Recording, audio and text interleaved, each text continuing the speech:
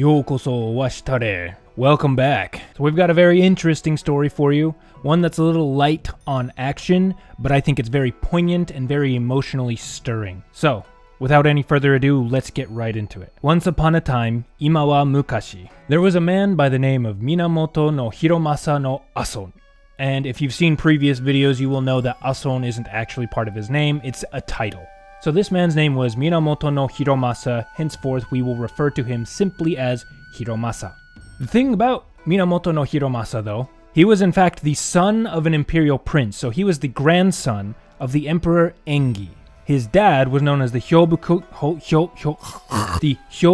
no Miya, which is the Prince of the Office of War. I don't know exactly what the office entails. I do know that during the late Heian period, they didn't really do anything with it anyway, because all of the nobility just kind of hung out at the capital and just wrote poetry and cried about everything. But regardless, what matters is that this Minamoto no Hiromasa, this Hiromasa guy, was in the upper crusts of society. He was no mean man, and his abilities reflected that. He was a very, very skilled individual, educated in all sorts of fine arts. Specifically, he was really good at stringed instruments. Now, it does mention that he was really good with the flute as well, but particularly of note, he was really good with stringed instruments, and of stringed instruments, he was also particularly interested in and good at the biwa. Now, the biwa is kind of like a guitar. It actually originated in Persia, I believe, in a long time ago, and eventually spread west to Europe and became the guitar, but spread east and eventually ended up in Japan and became the biwa.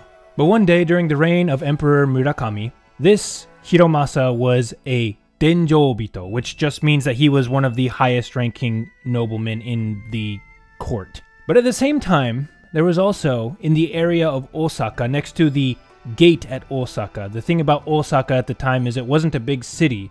It was really known for its gate, the portal, I guess you could say. It was a place that a lot of people traveled through, and so because of that, the government had kind of like an outpost there to manage people who were coming and going. And another thing to note about how you wrote Osaka back in the day, nowadays you just write it as Big Hill, but back in the day the way you wrote it was Meet Hill, so the hill of meeting. And it has a lot of reference in poetry. There's a lot of longing lovers that refer to it when they want to meet with each other, if you know what I mean. But at this Osaka gate, near this Osaka gate, there was a single blind man who had a small hut that he lived in there. And his name was Semimaru.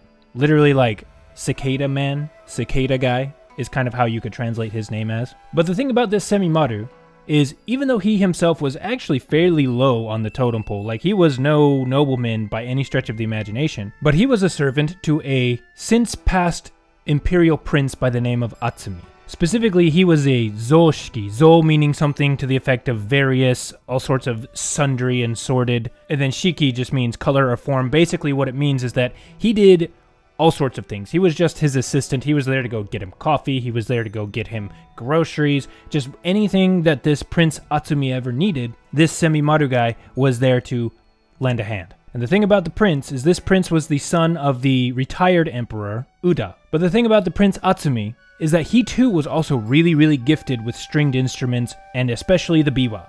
And so for many years while this Semimaru guy was serving his prince, he was always aware of his prince playing stringed instruments, practicing specifically the biwa, and so he heard over and over again this really talented prince playing all sorts of fancy music. And as such, over the years, Semimaru himself actually became very skilled in the way of biwa and the way of stringed instruments, and he learned all of the secret hidden techniques and all of the secret pieces, all of the secret masterpieces that were going around in Atsumi's household, just by the sheer fact that he was close to the prince and was always constantly around him and serving him, and he was able to pick up on all of these things.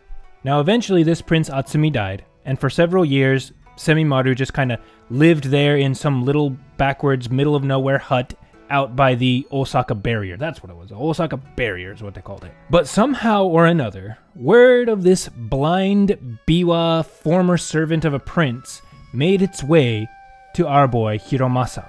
And Hiromasa was such a big fan of the biwa, and he heard legendary stories about how good this blind biwa player was, and so he instantly thought, man, I gotta go check this out.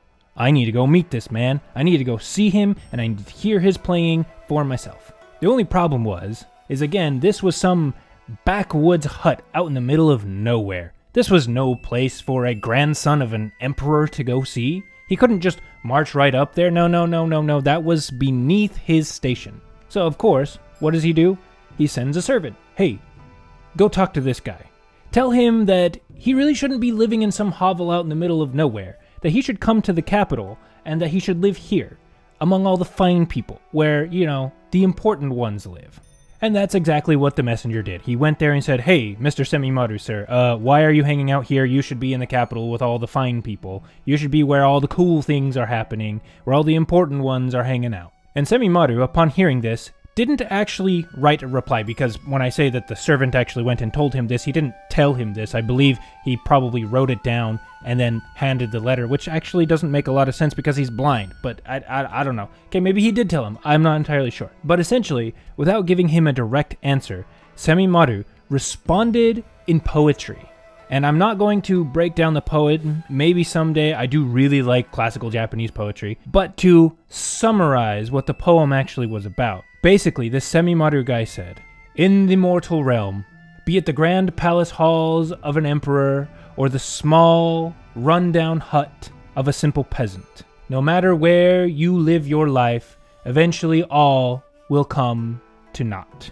Which sounds a little depressing, but this was kind of how the Japanese, did poetry, is you wanted poetry that constantly focused on the transience of life, how everything was fated to die, but it was going to die in a, shall we say, a beautiful, poetic way. This was just the way of the world, and yes, it was sad, but in that sadness you could gain some semblance of understanding, of meaning, of joy even. So the servant hears this poem that this seemingly nobody just rattled off, and he went back to his master, Hiromasa, and he told him exactly what happened. And he said, here's the poem that this blind biwa player told me, without giving me any other response. And normally you'd think this would make him upset. Hiromasa wanted to listen to this nobody play the biwa. And here he was just outright denying him, basically. Just not even answering him straight up. He's just giving him poetry? What the heck is wrong with you, dude? But this is exactly how the elites communicated at this time. The more you said with fewer words, the more praiseworthy your communication was. And so far from being angry about this instance, Hiromasa just had to take a minute because he was so stunned and amazed by the sheer aesthetic understanding that this random blind biwa player actually possessed. And Hiromasa began reflecting to himself, whoa, I have been fond of this path of the biwa for many, many years. And because of hearing the rumors that this man was super, super good at the biwa, I have been wanting to hear his playing so badly. But there's only one problem. This biwa player is an older guy. And he being blind, I have no idea how much longer he has left in this world. And quite frankly, now that I think about it, I don't know when my time will come. Inevitably it will. And it might come when I least expect it. And on top of that, in this world, it is said that there are two pieces of biwa music that have been lost to time, Ryusen and Takugi. However, I believe that the late Prince Atsumi actually knew them. And so there's a very good chance that this Semimaru who served that prince knows them himself.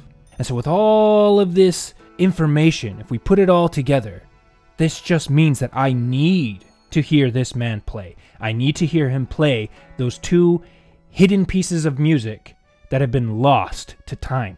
And so, despite it being very below his station, Hiromasa decided that he was going to go visit this hut in the middle of nowhere. Even though he was going, he couldn't just march right up there and present himself and say, hey, I am here to listen to this little nobody play music. No. That would be too straightforward for the Japanese, and also improper. Heaven forbid you actually make your own personal wants and desires known. Whoa, we can't have that. So instead, what Hiromasa did is he went at night under the cover of darkness without anybody knowing, probably likely somewhat disguising himself, putting on clothes that were beneath his station and doing up his carriage in a way that nobody would know that it was him. And he went to this Semimaru and his rundown little middle of nowhere hut. And he stayed just outside the boundaries of it, close enough that he could hear what was going on, but not that he could be seen.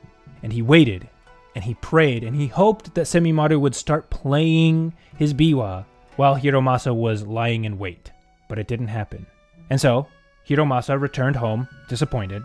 But you know what? That's okay. We'll just try again. And so the next night he tried again. And he tried again. And the same thing happened over and over. And he went every night, snuck out, and he waited patiently to hear Semimaru play these hidden pieces of music. And yet Semimaru never did. He never even picked up the biwa. And this went on and on and on for a full 3 years. 3 years of every night going out to this middle of nowhere to hear this man play. And every night Hiromasa waited with bated breath almost. He was so dedicated to his craft that even though after 3 years of nothing, he still was so intent on hearing this man's biwa that it didn't matter to him. He was going to go and go and go until he got what he was looking for. And then one night in particular, he got a lucky strike. That night, it was a full moon in early autumn. So right now, we're already just, the poetic references and the poetic allusions are just popping off, okay? The autumn moon. And the autumn moon wasn't completely clear. There was a little bit of a haze in the sky as well. And to top it off, there was a slight breeze, just lightly blowing across everything, rustling the leaves in the trees, making waves in the grass. I'm sure some of you guys who live out in the countryside know what I'm talking about and how beautiful of a situation this is, how beautiful of a scenery this is. And as soon as this night came on, Hiromasa was like, bro, he's gonna start playing his biwa. There is no way a man of any sort of taste could resist making music on a night like this. This is amazing. So here we go. And he went off, like usual, to go hang out at this guy's house and wait to hear him play. And sure enough, while Hiromasa was waiting just outside the boundary to this guy's hut, he began hearing Semimaru plucking away at the biwa. And his playing was astounding. It was so not only just like technically adept, but it was moving and stirring. He could feel all of this emotion deep in the notes. And Hiromasa was appropriately overjoyed at this. He was so happy he could finally hear this man's playing. And then this man dialed it up to 9 because he stopped playing for just a minute. And slowly, deliberately by himself, he recited another poem. Just came up with one on the spot. And again, I can't convey how actually beautiful this poetry is, but the poem was something to the effect of, here at the gate of Osaka, even though the storm is ferocious and terrifying, I force myself to stay here, waiting as the world passes by. And essentially, why this is so good is now that he is playing the biwa, he is remembering all the times that he could hear the prince playing his biwa. And he is referencing the barrier of Osaka, again, the barrier of Meeting Hill. And he is saying that he wants to see his prince, he wants to see his lord one more time, but he can't. And yet, despite all of the miseries that the world has thrown at him, he will wait and he will pass by in solemn melancholy, wishing he could see his prince again, but never will. And Hiromasa, being caught up in the emotion of the sound and of the music, and now hearing this deep, meaningful poem, he started shedding tears silently. He was so utterly moved by this random peasant, basically, who lived out in the middle of nowhere. And so, Semimaru continued playing a little bit more on his biwa. And after a little bit longer, he stopped, and he said aloud, you know, it really is a good night tonight. It is a beautiful, beautiful night. Man, if only there was somebody out there who was interested in talking about the past and the things that have been. Somebody who had an appreciation for the finer things in life. Man, I would love it if there was somebody there. I would welcome him in, and we would have a grand old time here.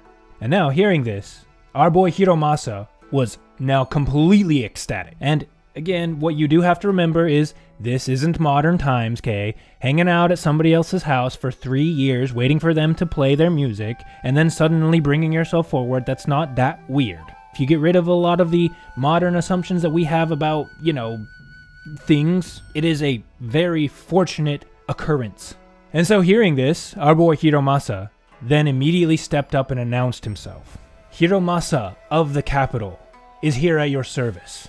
And Semimaru heard this, and being blind, he couldn't see who was here, but he simply was startled for a second, like, holy crap, there's actually somebody here. And he asked in a very polite, deferential manner, "Who are you, sir? Why have you come here?" And Hiromasa explained the situation. He said, "I am Minamoto no Hiromasa. I am an ardent student of the biwa. And for the past 3 years, I have been hanging around your house every night, hoping to hope that you would play your biwa and I would get to hear it. And, as good fortune would have it, I am here now, having heard your instrumentation, and I am happy to be here." And the blind, probably very lonely Semimaru was overjoyed to hear this. Here was a man of high station, high rank, somebody who himself had imperial blood in him, who was also clearly very aware of the power of music, of the intricacies and the delicacies of art, and clearly this was a man whom Semimaru could speak with openly and freely about all sorts of things. And so Semimaru had Hiromasa come inside, and they sat down together, and they talked over all sorts of things. They talked over the biwa, they talked over the past, they talked over the different people of the capital. Mostly, though, it was centered on music. And eventually, Hiromasa asked Semimaru, "So, I would love to hear the 2 works of Ryusen and Takugi. I hear that you may still know them. Could you play them for me?" And Semimaru paused for a second, and he thought, and he seemed like he was lost in nostalgia for a bit. And he simply said, "You know, these were both works that my late prince played all the time." And then he pulled his biwa over to him, and he began playing.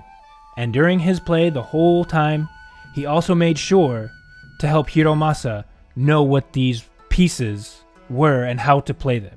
Unfortunately for Hiromasa, he had not brought his own biwa, but he was so skilled and so good at playing it that he didn't need it to be there. And Semimaru was so happy to pass on his late prince's work that just by playing and just by explaining, he was able to convey the entire piece, actually both of the pieces, to him flawlessly. And thus the 2 men passed the whole night together just like that, talking and playing and geeking out over biwa music. And the story ends with 2 final paragraphs. The first one explaining that back in the day, back many years ago, many decades, possibly centuries ago, this is how men passed on the knowledge of their musical works, the knowledge of their art, of all of the things that they appreciated that drew out deep emotions from them. And unfortunately, in today's degenerate world, there are so few of the men of this caliber who can do this, who can convey deep, poignant, artistic works simply by mouth. And that is an unfortunate situation. Now again, this was written probably in the late Heian period, maybe the early Kamakura period, we don't know exactly, and most of these stories take place during the middle and the early portions of the Heian period. So clearly, this story, whoever compiled this collection of stories and then wrote these little ending tidbits, was not talking about our time, although sometimes I wonder if it's a little bit more applicable than it might seem at first glance. But the point is that this compiler felt the need to explain that back in the day, they had such amazing, fantastically talented performers of all sorts.